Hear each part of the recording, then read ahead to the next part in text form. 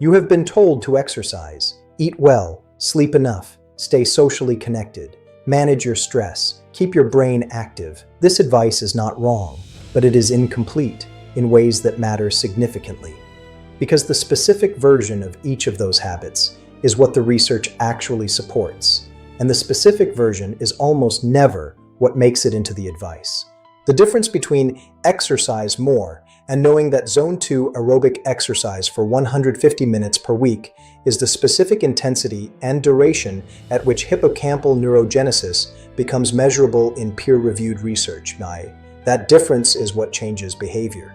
Today, I am walking through 7 habits, not as a list of recommendations I hand across a desk, as things I actually do, the specific implementations, with the mechanism behind each one, because understanding why a habit works at the neurological level is the only thing that makes it stick when life gets in the way. These are the 7 things I would tell you if you had 30 uninterrupted minutes in my office and I was not watching the clock.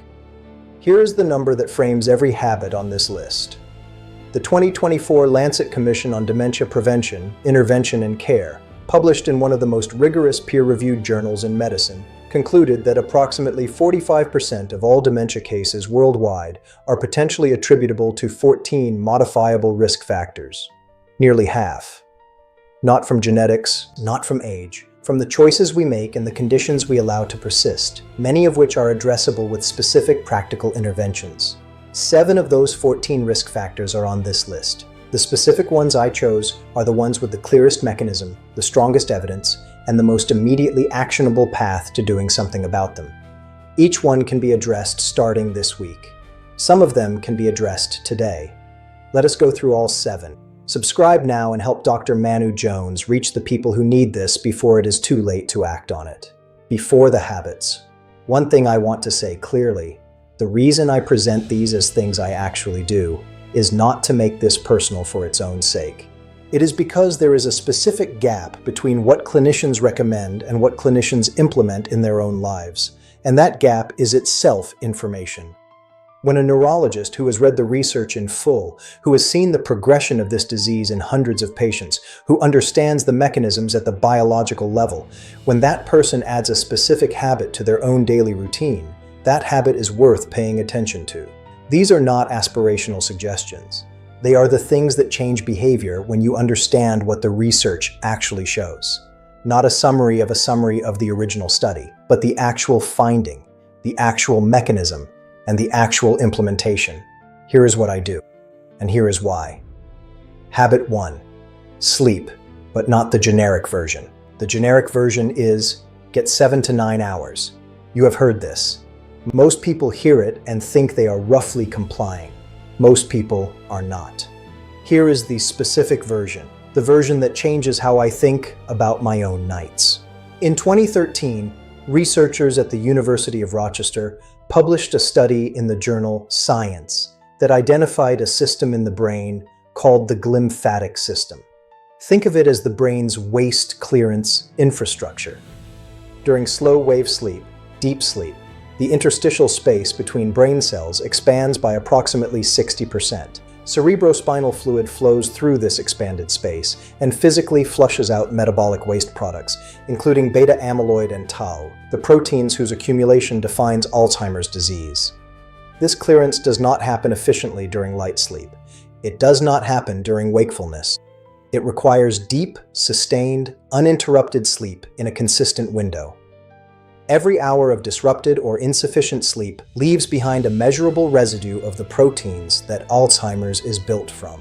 A 2021 study published in Nature Communications, following nearly 8,000 adults from midlife into late life, found that sleeping 6 hours or fewer per night in your 50s and 60s was associated with a 30% increased risk of dementia, independent of other factors. But there is something more important than duration that most sleep advice misses entirely.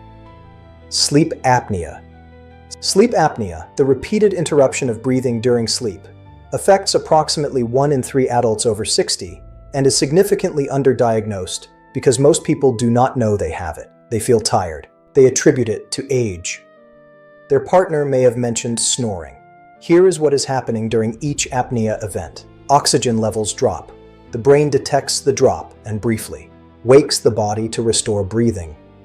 This happens dozens or hundreds of times per night. Deep sleep is impossible when breathing is repeatedly interrupted. The glymphatic clearance does not occur. I have ordered more sleep studies than I can count. The results almost always surprise people. They believe they are sleeping adequately. The study shows otherwise. If you snore, if you wake feeling unrefreshed regardless of hours in bed, if a partner has mentioned breathing interruptions, get a sleep study. Treat apnea aggressively. CPAP, positional therapy, or the surgical options now available. This is not a quality of life issue. It is a dementia prevention intervention. What I do, same sleep window every night, within 30 minutes of my target time, even on weekends.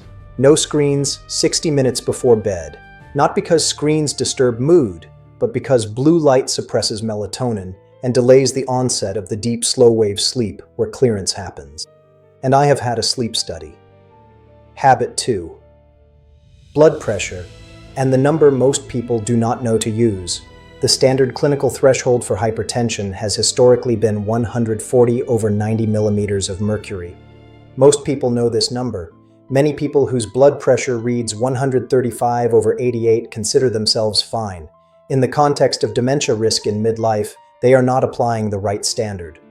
The SprintMind trial, one of the most important cardiovascular cognitive intervention studies published in recent years, found that adults assigned to intensive blood pressure control, targeting systolic blood pressure below 120, had significantly lower rates of mild cognitive impairment than those assigned to standard control targeting below 140.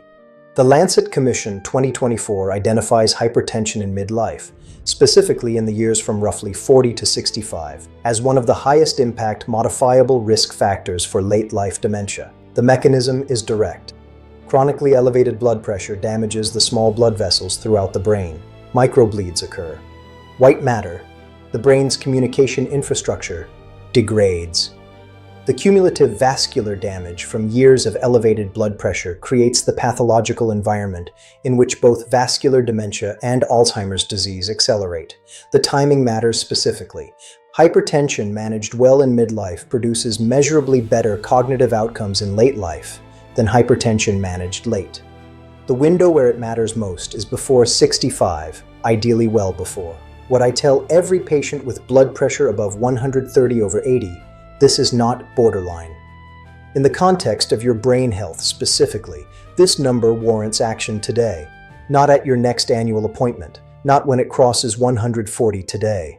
What I do, I know my blood pressure. I check it regularly. My personal target is under 130/80, not the old standard. I address anything above that through diet first. The Mind Diet framework reduces blood pressure through the sodium, saturated fat, and vascular inflammation pathways simultaneously. Medication is not a failure. It is a tool. If you cannot remember the last time you checked your blood pressure, this week is the time. Habit 3. And this is the one I most consistently have to convince people to take seriously, because it is the one that seems, on the surface, like it has nothing to do with dementia. Hearing loss is the single largest modifiable risk factor for dementia in midlife, according to the 2024 Lancet Commission. It accounts for approximately 7% of all dementia cases if addressed. That is more than any other single midlife factor on the list. Most people, when they hear this, think, I do not have significant hearing loss. Most people in their 50s are wrong about this. High-frequency hearing loss, the kind that begins in midlife, is subtle. It does not announce itself. It makes conversations in noisy environments slightly harder to follow. It means television volume creeps up over years. It means asking people to repeat themselves a little more often than before. It does not feel like hearing loss. It feels like other people are mumbling more. Here is the mechanism that connects hearing loss to dementia, and it is not what most people assume. The connection is not that the same disease causes both. It is cognitive load. When the auditory signal reaching the brain is degraded, when hearing loss forces the brain to work significantly harder to decode what it is hearing, the brain redirects processing resources to compensate. Resources that would otherwise be available for memory consolidation, attention, and executive function are being used to fill in the gaps of an incomplete auditory signal. Sustained over years, this represents a meaningful reduction in cognitive capacity, a depletion of the reserve available to absorb Alzheimer's pathology before it produces symptoms. Additionally, the cognitive demands of mishearing and compensating generate a form of chronic social withdrawal. People with untreated hearing loss attend fewer social gatherings. Conversations become effortful. The cognitively protective benefits of social engagement begin to erode. Recent data, including a large randomized controlled trial component of the Lancet Commission framework, suggests that hearing aids specifically reduce dementia risk in people with hearing loss at high risk, not just compensating for the loss, actively reducing the risk. I tell every patient who comes to me with early memory concerns, before we discuss anything else, get a hearing test this week. Not because I think hearing loss caused their memory problem, because if hearing loss is present and untreated, addressing it is the highest single-impact, reversible intervention available. What I do, I had a hearing test at 50. I will have one every 3 years. If I develop meaningful hearing loss, I will wear hearing aids without hesitation. Not because I am concerned about my hearing, but because I am concerned about my brain. Habit 4. Exercise, but the specific version. The specific version begins with understanding what Zone 2 means. Zone 2 is the aerobic intensity at which you can hold a conversation, but you are aware of your breathing. You are not gasping. You are not comfortable enough to forget you are exercising. Brisk walking for most people, a light jog for some, cycling, swimming, or the elliptical at a sustained moderate effort. This intensity is where the cognitive benefits concentrate. At Zone 2 intensity, the brain produces brain-derived neurotrophic factor, BDNF, or as some researchers have called it, fertilizer for the brain. BDNF drives neurogenesis in the hippocampus, the formation of new neurons in the exact brain region that Alzheimer's attacks first. It supports the survival and maintenance of existing neurons. It strengthens the synaptic connections that underlie memory. In 2011, Kirk Erickson and colleagues at the University of Pittsburgh published a study in the Proceedings of the National Academy of Sciences showing that adults assigned to 1 year of aerobic exercise showed a 2% increase in hippocampal volume, compared to a 1.4% decrease in the control group who did only stretching. This was not a theoretical finding. This was a measured change in the physical size of the brain structure most vulnerable to Alzheimer's. The threshold where these benefits become measurable in research is 150 minutes per week of moderate intensity aerobic exercise, not 120, not I walk quite a lot. 150 tracked scheduled minutes of Zone 2 per week. The word tracked is doing specific work here. Most people assume they are exercising more than they are. Standing at a desk is not Zone 2. A gentle stroll is not Zone 2. Being physically active in a profession is not Zone 2. The hippocampal benefits require deliberate, measured aerobic effort at the right intensity, consistently across weeks. What I do, 150 minutes per week, is the floor, not the ceiling. I schedule it. 4 sessions of roughly 40 minutes, the same way I would schedule a clinical appointment. I do not count incidental physical activity toward this number. If I miss a week due to travel or illness, I do not try to make it up in a single session. I simply return to the schedule. The Lancet Commission 2024 identifies physical inactivity as one of the 14 modifiable risk factors, but the mechanism tells us more precisely what kind of activity matters. Zone 2, aerobic exercise, sustained, moderate intensity, tracked, is what the evidence specifically supports for the hippocampal and vascular benefits relevant to dementia prevention. Habit 5. And this is the habit I feel most urgency about because it is the one most people minimize or wait out. The 2024 Lancet Commission identifies depression as a risk factor for dementia. What that does not fully convey is the mechanism, which is specific, documented, and should change how quickly any person seeks help when depression appears. Chronic depression maintains elevated levels of cortisol, the body's primary stress hormone. Elevated cortisol is directly neurotoxic to the hippocampus, specifically to a region called CA1, which is involved in the formation and retrieval of episodic memories. Chronic cortisol exposure shrinks hippocampal volume, reduces neurogenesis, and impairs the synaptic plasticity that memory formation depends on. This is not a metaphor. This is a documented physical process visible on brain imaging in people with long-term untreated depression. The implication is this: the longer depression goes untreated, the more hippocampal damage accumulates. The more hippocampal reserve is lost, the less redundancy is available to absorb Alzheimer's pathology when it arrives. Depression approximately doubles dementia risk. This is the Lancet Commission finding. The doubling is not mysterious. It is the hippocampal damage accumulated over years of elevated cortisol. And yet depression is the risk factor on this list where I most consistently see people delay. They wait to see if it passes. They feel that seeking help is an overreaction. They believe that what they are experiencing, persistent low mood, reduced motivation, anhedonia, is not severe enough to warrant treatment. They do not meet the clinical threshold for major depressive disorder in the classic sense. Here is what I tell those patients. The neurological damage does not wait for a clinical threshold to be crossed. Subclinical depression, persistent low mood that does not fully meet diagnostic criteria, still maintains elevated cortisol, still produces hippocampal stress. The biological impact does not begin at the diagnostic cutoff. What I do. My personal threshold for seeking support, from a therapist, from my physician, from the mental health resources available to me, is low, and the timeline is short. Not months of observation, weeks. The question I ask myself is not, is this severe enough to address? It is, has this been present for more than 3 weeks? If yes, I act. Cognitive behavioral therapy has the strongest evidence base for depression. It is available through many channels, including online, and does not require a severe diagnosis to access. Medication, when warranted, is not a failure of coping. It is a tool that preserves hippocampal tissue while the underlying causes are being addressed. If any pattern of persistent low mood describes your current experience, or someone you love, the time to act is not when it gets worse. Habit 6. Social connection and the specific version most advice gets wrong. The Lancet Commission, 2024, identifies social isolation as a modifiable risk factor for dementia. The research on social engagement and cognitive reserve is consistent and extensive, but the advice that comes from it, stay socially connected, do not isolate, maintain your friendships, misses a specific dimension that the mechanism reveals. Passive social time does not produce the same cognitive benefit as cognitively demanding social interaction. Sitting in the same room as family members while watching television together is social time.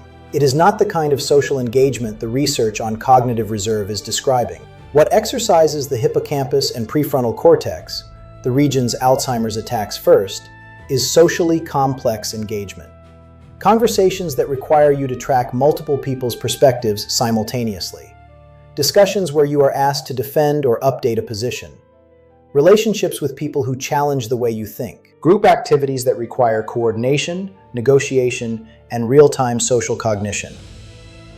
Neuroscientist Laura Fertiglione's longitudinal research in Sweden found that the quality and cognitive demand of social relationships, not simply their presence, predicted cognitive trajectory in later life. The people with the best cognitive outcomes were not simply the people who had the most social contact. They were the people whose social contact was most cognitively engaging. The specific habits here. Actively seek relationships that make you think. A book group where people disagree. Volunteer work that involves complex collaboration with new people. A new professional mentoring relationship. Community organizations that require you to navigate different perspectives and reach collective decisions. These are not just socially rewarding. They are neurologically protective in ways that comfortable, low-demand social time is not. What I do. I distinguish between social time and cognitively demanding social time in my own life. Comfortable social time has value for well-being, for emotional support, for rest. But I ensure that some portion of my social engagement is deliberately challenging. Conversations where I am learning something new. Relationships with people whose perspective differs meaningfully from mine. Group activities that require real engagement, not just presence. For a loved one. If the primary social activity in someone's daily life is passive television viewing with occasional conversation, the cognitive protection that social life is supposed to provide is not being realized. The specific recommendation is not more social time, it is more demanding social time. Habit 7. And I include this one specifically because of how immediately actionable it is, because the other 6 habits on this list all require scheduling, or medical appointments, or sustained behavioral change over time. This one requires a single decision. Swap your primary cooking fat from butter to extra virgin olive oil. That is the habit. That is all it requires. One purchase, one change. And the evidence behind it is more robust than most people realize.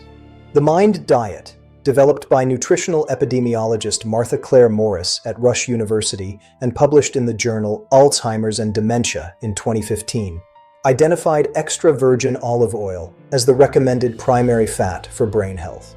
The study found that adults who most closely followed the Mind dietary pattern had cognitive performance equivalent to brains 7.5 years younger.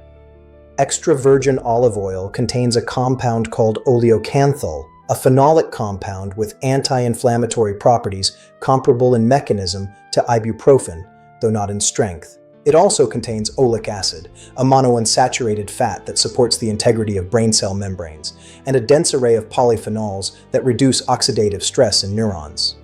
Butter, by contrast, is high in saturated fat, which elevates LDL cholesterol and promotes vascular inflammation, the same mechanism that drives vascular dementia and creates the inflammatory environment in which Alzheimer's pathology accelerates. This is not a marginal difference. This is the same cooking fat used in every meal, every day, replacing a fat that contributes to the vascular and inflammatory environment linked to dementia with one that actively counters it. One purchase, used daily. The cumulative effect across years is what the research documents, but it begins at the next meal, the specific extra virgin, not refined. The refining process removes the polyphenols. It must be extra virgin olive oil to deliver the relevant compounds. Use it for cooking at moderate heat, for salad dressing, for bread. Do not use it for high heat frying. Use it for everything else. What I do? I have not used butter as a cooking fat for years. I do not present this as a sacrifice.